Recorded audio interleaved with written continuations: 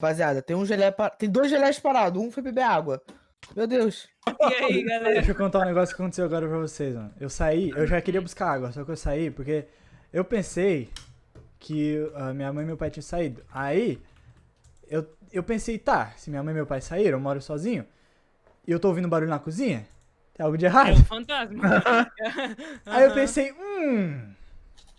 será que eu vou na cozinha? Mas aí o que eu vou fazer? Eu vou ficar aqui esperando se caso for alguma coisa. Aí Geleia eu vou lá sequestrada ao vivo. e então, foi isso que eu pensei. Mas daí do nada eu Já chego na pensou? cozinha, minha mãe tá lá assim, tipo, de fininho. Eu pensei, mano, mãe, não faz isso, eu tô tremendo. Nossa, velho, caraca, eu tô com. Nossa, eu fiquei tremendo, meu coração acelerou, velho. Eu pensei que eu ia morrer. O cara nem avisa a gente pra